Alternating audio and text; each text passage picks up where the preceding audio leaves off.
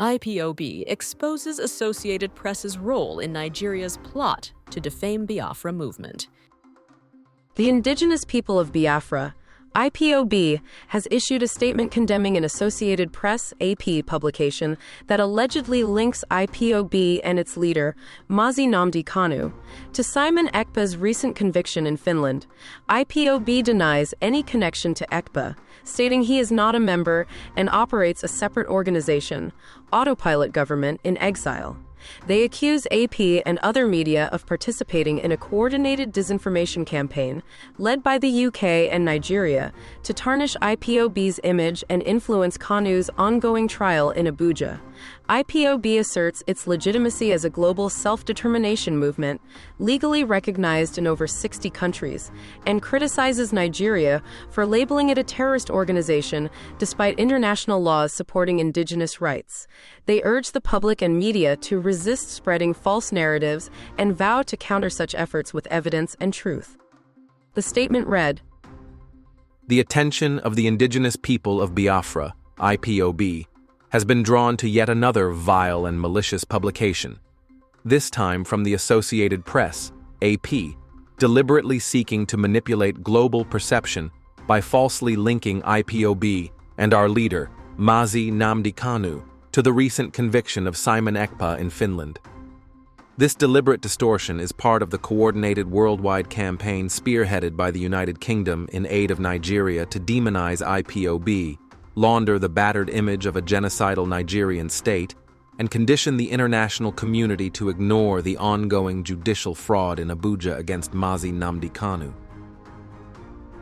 Let the record be set straight. Simon Ekpa is not and has never been a member or leader of IPOB. This fact is not speculative and should sink into the skull of these merchants of falsehood. It is on court record. IPOB, through due legal process, has repeatedly disowned Simon Ekpa in Nigerian courts and in foreign jurisdictions. Any attempt to force a link between IPOB and his personal actions in order to influence Honorable Justice James Omotosho come 10th of October is wicked, dishonest, and mischievous.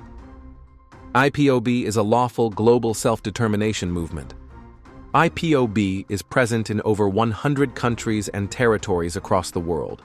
It is a legally recognized and registered entity in more than 60 countries, operating openly and transparently.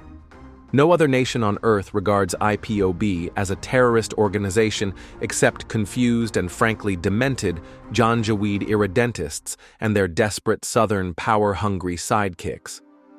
Only Nigeria, out of the entire comedy of nations, persists in its futile attempt to stigmatize Biafra's legitimate self-determination struggle, despite Nigerian laws, African Charter, recognizing the rights of indigenous peoples, Biafra, to agitate for self-determination.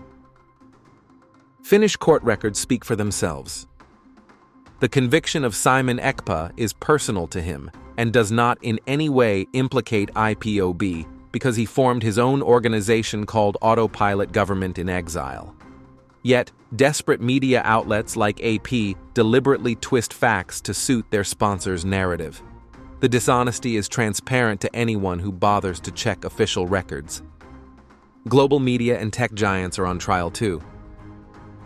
If international media and platforms continue to employ or rely on Nigerians, who by nature of Nigeria's broken system are corrupt and amenable to bribes to file reports about IPOB, then the world should expect fraudulent interpretations of the truth. These compromised voices are not reporting, they are laundering Nigeria's lies for quick cash. The hypocrisy is glaring. A Canadian court has already ruled that Nigeria's ruling and opposition parties, APC and PDP, are terror organizations. Yet the Associated Press and their collaborators did not trumpet that ruling globally. But when it comes to IPOB, clean, peaceful, and law-abiding, they spare no effort in attempting to smear our name by association. The narrative engineering is clear. Just as Wikipedia was manipulated in June 2021 to pave the way for Mazi Nnamdi Kanu's abduction in Kenya, we are again witnessing a fresh round of media disinformation, timed to coincide with the critical stage of Kanu's trial before Justice James Omotosho in Abuja. This is not journalism, it is psychological warfare. The public should therefore be on high alert. The ongoing effort to stain the squeaky clean image of IPOB is not about facts, it is about silencing a lawful self-determination struggle and sustaining Nigeria's military occupation of Biafra land. We call on responsible journalists and media houses worldwide to resist being used as instruments of imperial disinformation. IPOB will continue to expose these merchants of lies and defend our movement with truth and evidence. The statement concluded.